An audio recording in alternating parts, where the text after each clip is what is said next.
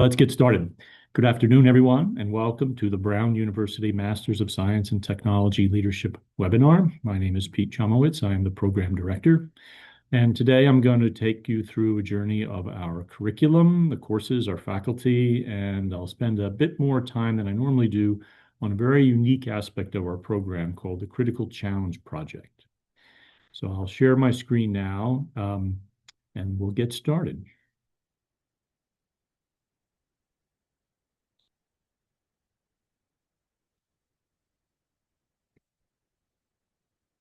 We absolutely welcome your input, your questions. To do so, use the Q&A button. The chat feature is disabled, and my colleague Emma, who's online, will help me with your questions in about 15 minutes once I'm through this presentation.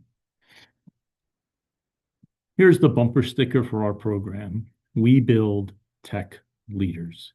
And this afternoon, I'm going to take you through how we do that and what are the ways in which we build technology leaders. But first, I want to take a moment and give you a brief overview of who's the program a good fit for and not such a great fit. So, not a great fit for professionals who want to stay as individual contributors. This is a program in leadership, and it presupposes that our students have a greater vision about where to take their organization. It's not a great fit for people who want a heavily STEM-focused curriculum. Many of our students are STEM professionals, but again, they're coming to the MTL program for skills in leadership. If you want to advance your STEM background, you can do it through the MTL program. You can take an elective in our School of Engineering, and you can also enroll in one of our many engineering programs here at Brown. Not a great fit for learners who want either a fully online or fully remote education, or for those who want an MBA. Many of our students already have an MBA before coming to the MTL program, and I'm happy to share with you the webinars we've done that interviews those students to talk about their experience and how an MBA is a good complementary degree for the tech leadership. Okay, who is it a good fit for? It's for those who wish to understand the business implications of technologies. And you'll see in a moment in all our courses, that is really what we're focused on. So we're not trying to develop technologists to deepen your technical background. Technology is woven into all that we do, but what are the business implications? How do you as a leader make good, strong, informed, strategic decisions for your enterprise? It's a good fit for learners who value a fast, focused master's degree targeted on your aspirations, career aspirations. A good fit for students who want a hybrid experience. You'll come to Brown twice for a week of instruction. And it's a good fit for professionals interested in building their network. I have two pictures here. This is the first one that, if you'll indulge me a moment, I think about the landscape that we're all in, about how much is changed primarily as a result of artificial intelligence, but also just the incredible acceleration of technologic change. And this painting here by Alex Hall from a few years ago somehow kind of portrays that for me, this groundlessness, being pulled in many directions. And if you just look at the bullet points here below, these are C-suite positions that didn't exist a few months ago. Chief Remote Officer, Chief Impact Officer, Chief Experience Officer, Chief Algorithm Officer, Chief AI Officer. So some of you, like me, you might feel that the world is accelerating. It's moving faster than I can keep up with.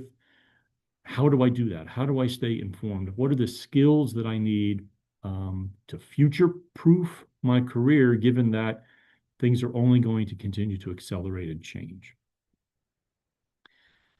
Bringing that same kind of large looming question about change and uncertainty closer to home here at Brown. This is our engineering school in the background.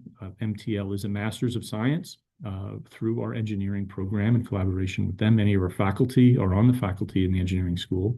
And in the foreground here is a sculpture that was built by engineering students.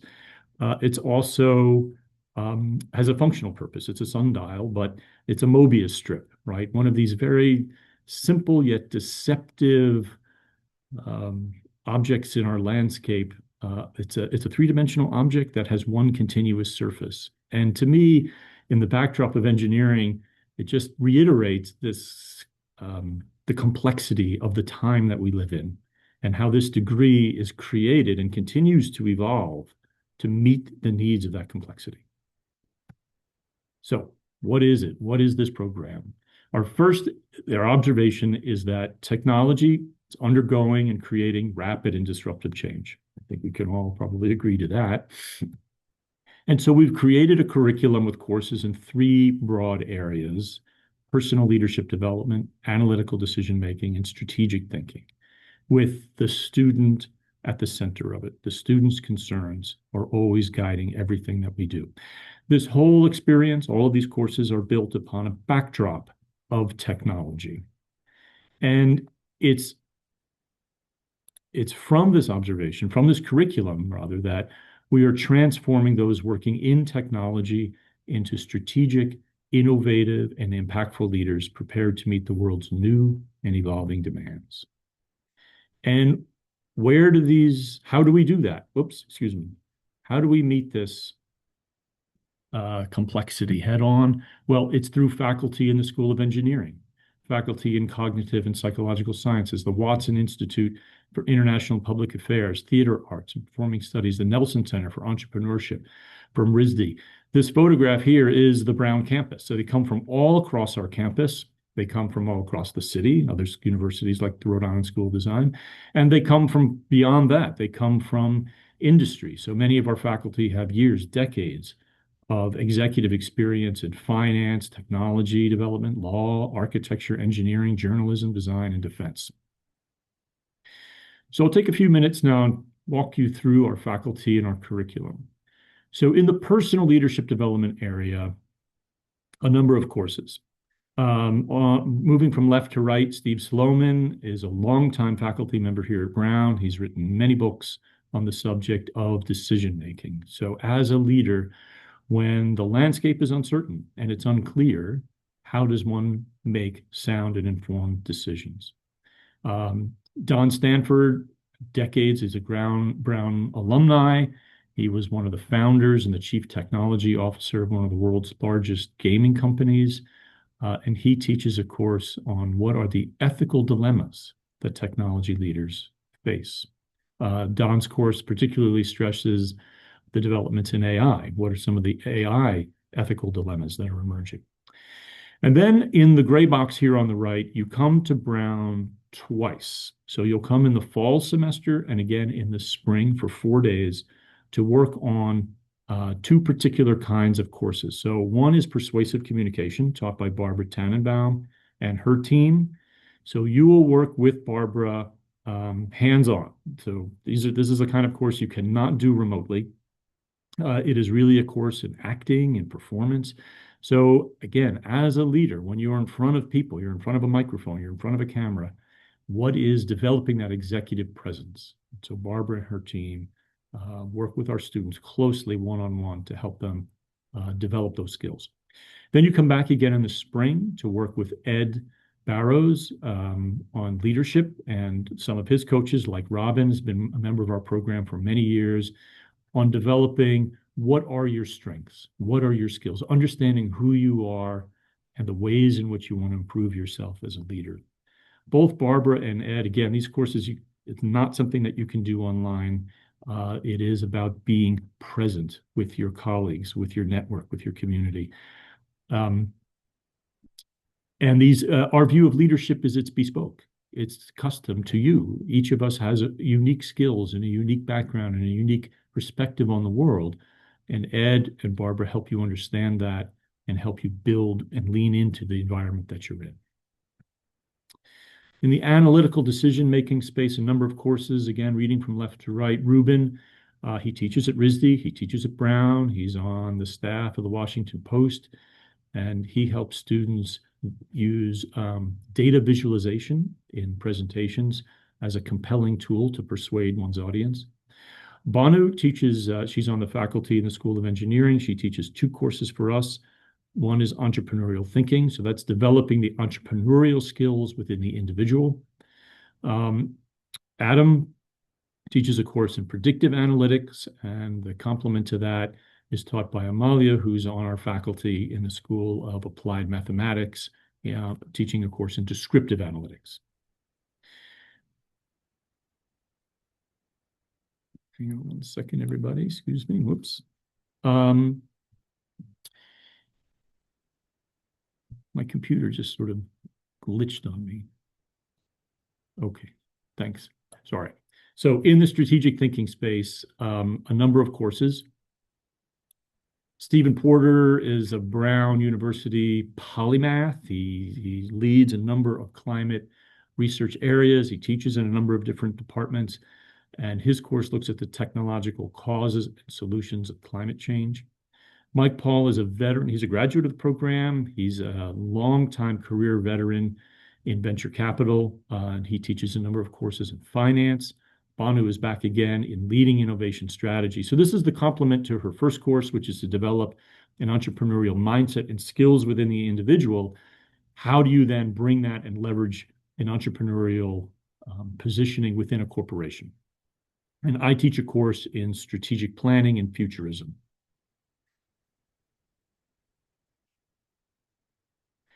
A very unique aspect of the program is the Critical Challenge Project. It's taught and led by our academic director, Larissa, pictured here. Larissa is a graduate of Brown. She got her PhD in applied math. She worked for much of her career in a variety of roles in research and also in finance. And she teaches also in our School of Engineering, and she leads this course. So it's a 1-semester course. It is largely designed and guided by the student. You come with a project in mind. Larissa and her team of coaches help refine that project, and it's something that you will dive deeply in within for the whole fall semester. So it's student identified. It's a practical application of the coursework and leadership skills that you're learning and developing. And it's an opportunity to advance your personal and professional goals. A lot of our students will choose projects from within their employer, but you need not do that. And the CCP typologies, the projects fall, generally speaking, into one of 3 types. So the first type is what I'll broadly call entrepreneurial. Some of our students are developing startups. They have an idea for a greenfield, a company from scratch, and they'll use the CCP to fully flesh out that idea, the business plan, the marketing pitch, the collateral information to really build a solid foundation on how to launch a new company. And many of them will use the resources here at Brown beyond the MTL program to do that. For example, the Nelson Center for Entrepreneurship helps guide students in exactly that, in helping them launch new programs. Another form of entrepreneurship are students usually within large corporations or organizations that build a new business within it. So a new profit and loss center. Again, it could be something from scratch. They see an opportunity. They use the CCP to beta test an idea. And we have many dozens of examples of students that have launched new businesses within their current employer. The second type, what I'll broadly call process improvement, is a project type that's popular among our STEM professionals. These could be projects that there could be systems that aren't working optimally. They're not talking to each other. They're not taking full advantage of new technological developments. Something that could be an enterprise-wide improvement. And again, the CCP is an opportunity to help develop, understand that problem, and help propose a solution. The third type of project are thought leaders. And these are typical for students who are undergoing a career transition. Very popular among our students who come out of the military, for example. Military veterans have incredible skills. Often it's hard to align that to a corporate career. And the CCP is a great way to demonstrate how to make that transition. But not just for veterans, but for people that want to jump to different companies, different verticals, different industries entirely, developing and proving that you have an expertise in that new direction is a great leg up. Now, a lot of our students will, as I said a moment ago, they'll draw a problem from within their current employer, and there's a number of really good advantages for doing that. One is it gives you greater visibility with your leadership. These could be problems that are sort of blue sky, they've been on the horizon or on a parking lot, and the board or the company, they might say, well, it'd be great if we got to that, but we just don't have the resources. It's not on the critical path. And if you want to use the resources at an Ivy League university to address it, we're all ears. So it can really help accelerate one's career by giving them greater visibility. It also helps students leverage more tuition assistance from an employer. So companies that have a tuition assistance program, and I'll talk in a minute about Brown's match of that, this also helps them leverage more tuition dollars, because you're not just coming here to become a stronger leader, a better employee, but you're solving a demonstrable, a problem with a demonstrable benefit to it. So again, high risk, high reward. Many companies are willing to pay a little bit extra to support an employee in doing that. We have a letter on our website. You're free to use it however you want. It outlines exactly that, the benefit of the CCP to the employer. A few examples of CCP projects. They come from education, they come from bioscience, strategic planning of all kinds, human resources, again, optimization, process management. Some are very STEM focused, some are focused on sales and marketing. We have students that come from law. Many of them have to do with improvements to the functioning of a law firm, for example. One of the great joys of this program is the diversity of its students that come from all across the country and from every industry you can imagine. So putting all of this together, what is it that you will walk away with? What is the toolkit that will enable you to thrive in this very techno-turbulent world that I'm describing? Well, it's enabling you to think more strategically about this AI revolution, about navigating change and resolving conflict, analyzing markets, making sound decisions, again, when the decision-making landscape is far from clear, defining one's ethical compass that seems ever more imperative, again, as we begin to outsource more and more toward AI engines, addressing sustainability in all of its forms, not just environmental, managing crises, developing new products, expanding globally, building and managing teams. A few words on the program itself. So it is a Master's of Science degree. It's not an executive program. It is considered full-time. It's 12 months, 3 semesters, fall, spring, and summer. So we don't break for summer. We do have winter break. And it is a partnership with our School of Engineering. Again, it's a Master's of Science degree. The format is a blended low residency. So the courses are online. There are evening live synchronous lectures on Tuesday and Thursday evenings. There are usually open office hours for every course. And then, as I mentioned earlier, you come to Brown twice in the fall and spring semester. So we're trying to find that sweet spot for working professionals where you don't have to quit your job and move to Providence, but yet you can still attain a master's degree in a relatively short amount of time. Average work experience for our cohort is about 10 years. Some have fewer, some have many more. And the tuition is $75,500. Just a snapshot of how the curriculum, all these courses map to the calendar. So you can see here in the fall, above the blue line, you come for that persuasive communication course and for the critical challenge project. They work in tandem. They're connected for that residential week. And then you work on the other 3 courses below online. Spring, similarly, you come for the leadership course. And then you'll do 3 courses at a time. So not all 6. You'll do 3 for half the semester. There's spring break. And then you do the other 3. Summer is the lightest semester. There's no residential session. And you work on these 3 courses.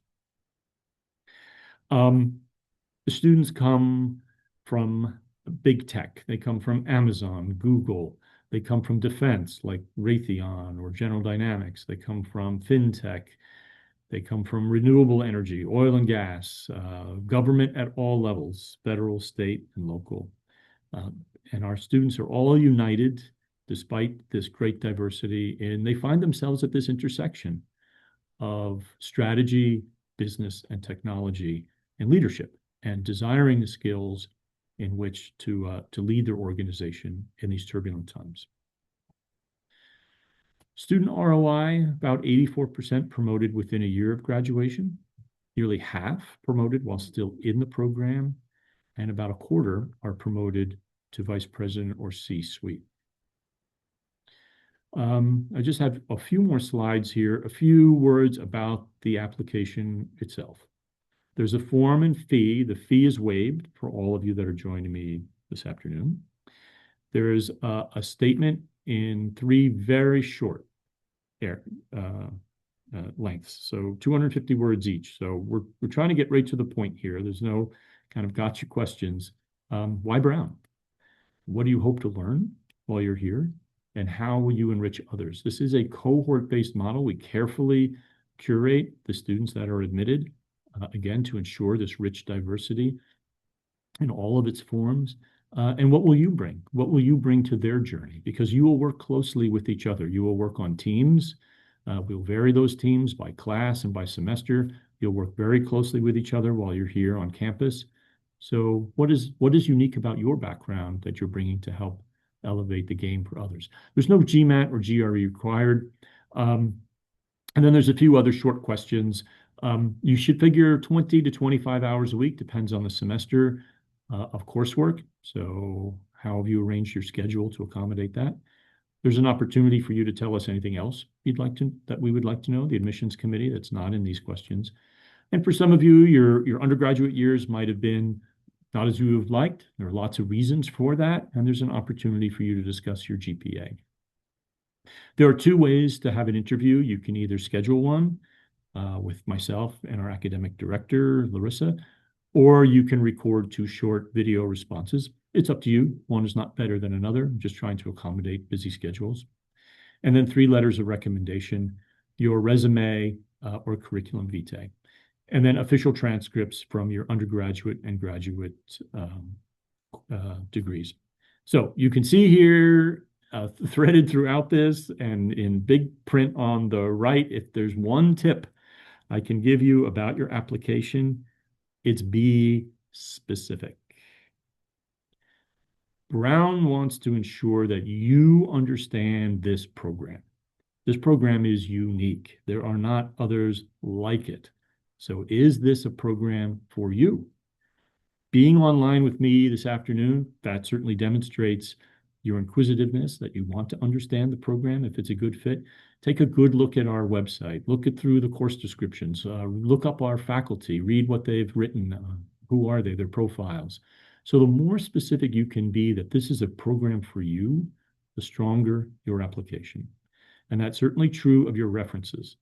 The strongest references are from superiors, from a boss who has seen you in action and who has evaluated your performance.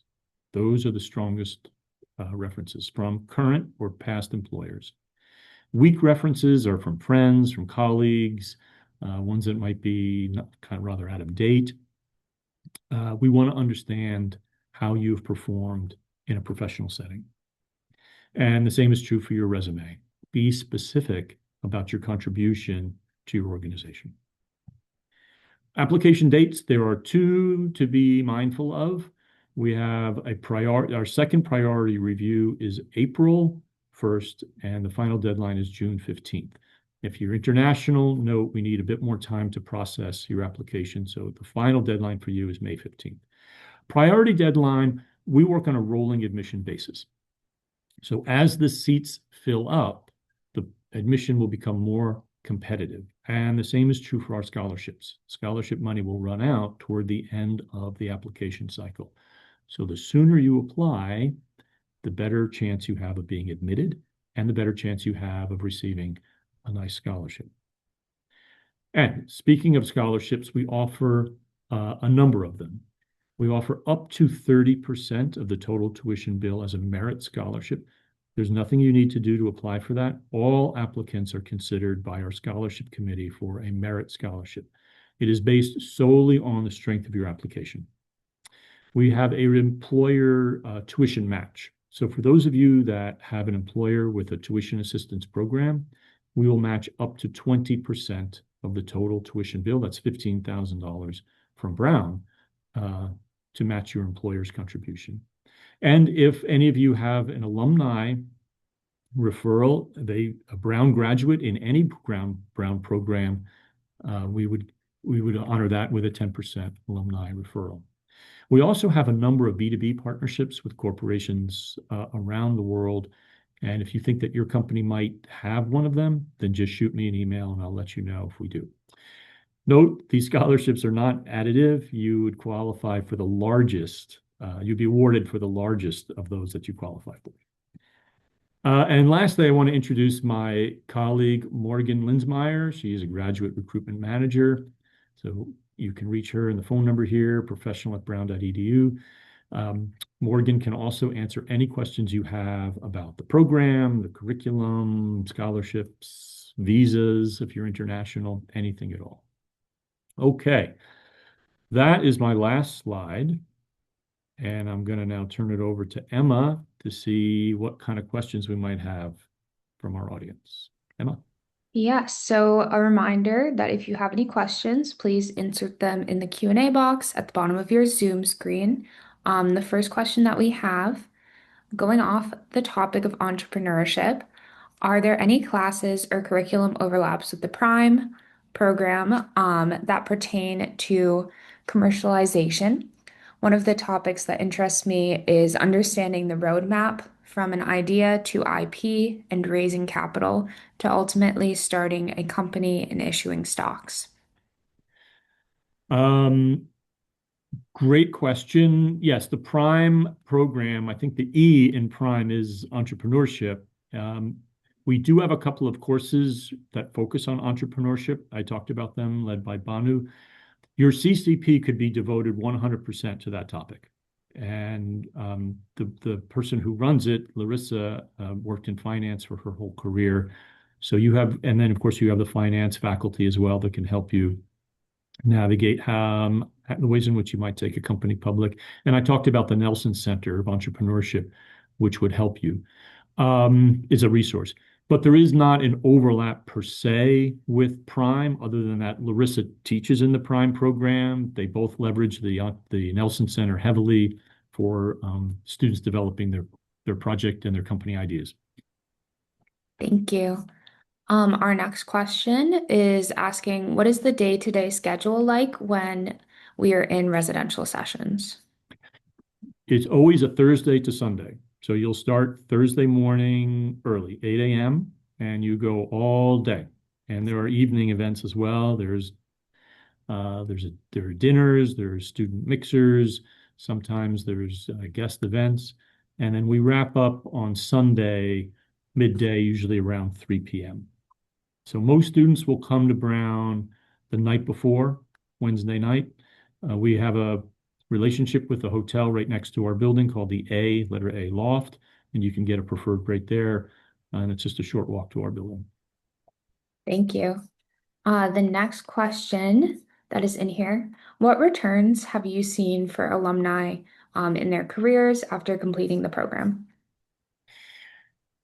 That is a fantastic question. And in truth, it's a difficult one to answer with a snapshot. I did give you the slide about those that were promoted, within the program, within a year of graduation. And I do get so many emails from students. I just got one the other day, a student whose critical challenge project has landed him a new career, which is going to be launching a new venture. It really has to do with why you want to be in the program. So the greatest ROI I see is when students are able to articulate what their career goals are. This is not a generalized master's. It's specific to try to accelerate your career. So again, thinking about the application, why do you want to be here? What are you hoping to achieve in your career in the next 3, 5 years or beyond? And when I see students executing on that, um, that's the bullseye. That is the biggest return on investment that I see. So again, it could be for those that want to change their career trajectory. They maybe felt they've hit a ceiling where they are, and an Ivy League degree is going to help them break through, switch careers, launch a new company. And when I see them executing on that, that's the joy for me. And that's to me the measure of the ROI is, are they doing after the program what they hope to do beforehand? And we do a number of webinars throughout the year where we have a student chat and an alumni chat, and we talk about exactly that. So stay tuned for the next alumni chat where you can ask that question directly to our alumni. Thank you. So the next question that just came in is a two-parter. Um, how does a week in the life of a course look during the residential sessions, I believe, or just in general? For coursework during the week, is it live sessions or recorded lectures to manage our time? Yeah. So the courses are almost all of them are half a semester, 7 weeks. There are a few that are not. The Critical Challenge Project is the whole semester. And every course has weekly assignments. So there's readings, there are no exam. There's one exam in the finance class, but it's a pretty short little quiz. All the others are reflections and short essays and projects. So the course that I teach is one big project. You work on it with a team of about 5 students, and the project has modules that build each week. So every course is a little bit different, but there's always weekly assignments. Every course has an online live component to it. Usually that's either a Tuesday night or Thursday night, 7 p.m. Eastern. Those lectures are recorded. If you can't make it, you're on travel, maybe you're on the West Coast, we understand that. We're trying to give you the most exposure you can to your faculty in real time, again, without having to be in a fully residential program. So you can figure Tuesdays and Thursday evenings, and then most courses also have open office hours that are optional throughout the week. Mine are always on a Monday evening, for example. And students can ask any questions they'd like, clarification on an assignment or ask questions to sort of deepen their knowledge. And you'll take 2 or 3 courses at a time. 3 is the most in the spring. Spring is the heaviest semester. Summer's the lightest, where you take 1 or 2 courses at a time. And then fall has its own uniqueness with that critical challenge project. So that's the tempo. And we take, there's winter break, so that's about 4 weeks off. There's a short spring break and a short break between spring and summer semesters. Thank you. We have one other question that I'm seeing in here, so I'm going to put out a last call for anybody else who may have a question. Um, is the course schedule compatible with a 9 to 5 work schedule? It is. It is definitely. Keep in mind 20 to 25 hours a week. So all of our students, 100% of them are full-time working professionals. So that presumes 9 to 5 of some kind. Most of our students are more than that. So that's evenings, lunches. We ask the question, how are you going to manage the workload? So it's an opportunity for you to think through that. My strong advice is if there's one key to success in an intensive, full-time, fast-moving program like this one, it's line up the support in your life before you enter the program. So have that personal support of your family, your friends. They understand, you're probably not going to be available on Saturdays for 12 months. And the same is especially true for your employer. That's why letters from a supervisor are so strong, because it demonstrates that you have company support. And maybe they've taken you out of the strike line for a few months so that you have a little more bandwidth to work on your assignments, or you're coupling again a company project with that CCP so you can double dip. So you're working on company time, you're also working on a school project. So have that support network is so critical. That's the number one piece of advice I can give you, not just for this program, but for any program like it, um, for success. Thank you.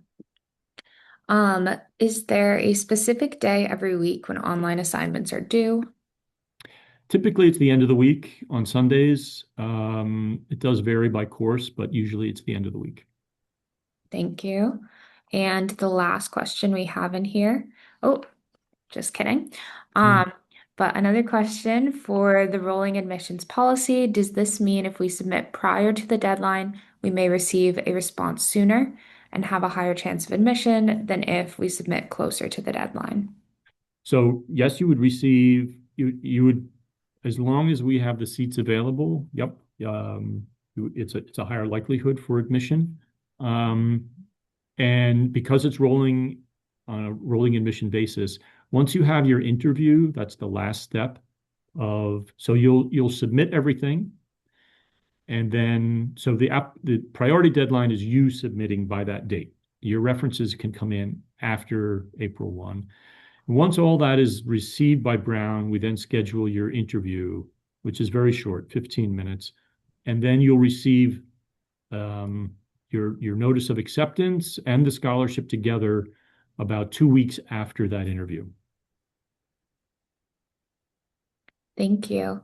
And our last question, if you've built your own company since undergrad graduation and have run it for a decade, therefore never really had a boss, who can be a good recommender in your view?